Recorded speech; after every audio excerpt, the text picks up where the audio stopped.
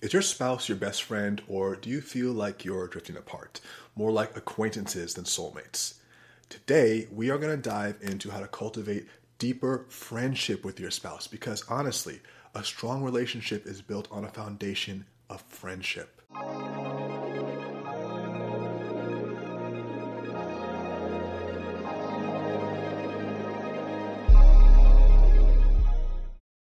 Welcome back to the Strength of Seduction podcast, the number one resource for Black couples who want to build intimacy, love, and connection in their relationship.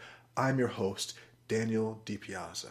Now, if you are new here and you're watching this on YouTube, make sure to like and subscribe and hit the bell for updates. And if you are listening to this on your favorite podcast platform like Apple or like Spotify, make sure to subscribe and to leave a review. Guys, even a short review is amazing. It really helps us. We thank you so much.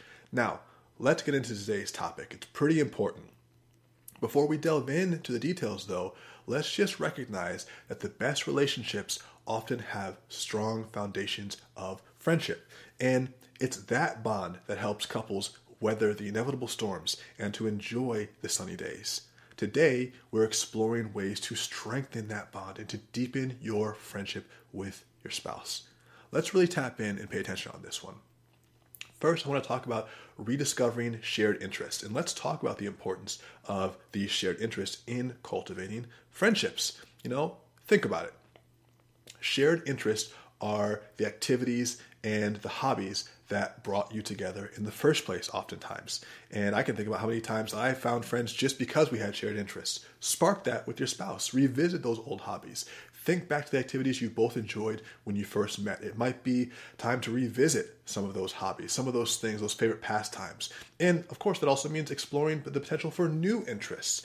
As you grow, your interests might evolve. Explore new activities together, whether it's a dance class or a book club or a cooking class, whatever seems fun to you. The next thing to consider here is the power of quality time in a friendship. Let's discuss the fact that, there's an undeniable power that comes with spending quality time when it comes to who you're friends with, right? Think about it. In the hustle and bustle of life, that time often takes a back seat. Kids, family, life, but it's essential for nurturing that friendship. And honestly, I think part of that means having unplugged time. Dedicate time where you're both unplugged from your devices. This could be a tech-free dinner or a tech-free weekend or a tech-free walk without phones, just anything unplugged. And I think also that when cultivating a friendship, you should cultivate the idea of memory lane, revisit old photos and letters or places that hold special memories. It's a great way to reconnect and reminisce on special things that make you guys feel good about the journey that you're on together. Now, also open up and be vulnerable in your conversations. This is something that's really important in any friendship, but especially in the one with your romantic partner. Be transparent, be vulnerable.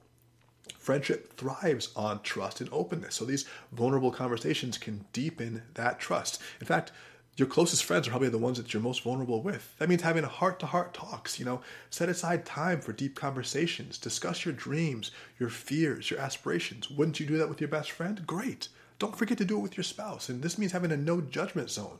Create an environment where both of you feel safe to share without fear of judgment or criticism. That's what friends do, right? This is what friendship is. This also means showing acts of kindness and appreciation. The role of kindness and of appreciation in deepening friendships is paramount, in my opinion. I'm always kindest to my closest friends, I believe, right? So small acts of kindness can have a big impact on your friendship. And they could just be small little random things, surprise your spouse with their favorite food or leave them a sweet note or simply do a chore that they dislike. Little things to show up and just brighten their day. And this also just means having regular appreciation. Make it a habit to express gratitude for the little things that your spouse does. It fosters a positive environment. It fosters that friendship, And of course, building trust and reliability is really important in a friendship. You want to be able to rely on your friends, right? The whole idea of friendship is someone that you can lean on, someone that you can depend on.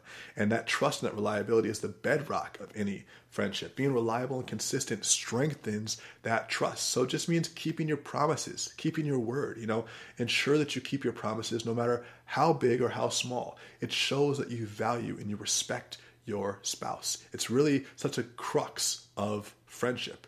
And you can even make, something called the reliability check, which just means regularly checking in to ensure that both of you feel supported and can rely on each other in times of need. Say, hey, am I showing up for you the way that you want? Hey, do you feel like you can rely on me? All really important stuff. So to wrap it up, building a deeper friendship with your spouse is, of course, a journey. It's not a destination. You'll never fully get there because you're always improving.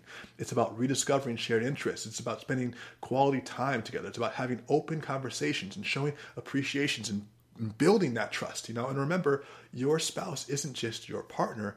They're your teammate. They're your soulmate. They're your confidant. They're your best friend. So cherish and nurture that bond, okay? And of course, if you love today's content, make sure to like and subscribe on YouTube, as well as on your favorite podcast platform like Apple or Spotify, for weekly tips to make your relationships happier, healthier, and more intimate. All the links are below in the video or description or in the podcast notes. And if you have not already, please make sure you go to strengthofseduction.com to sign up for our free newsletter, and you follow us on Instagram at Strength of Seduction for more awesome updates. Of course, as always, I'm Daniel DiPiazza, and that's it for now. Catch you next time. Peace.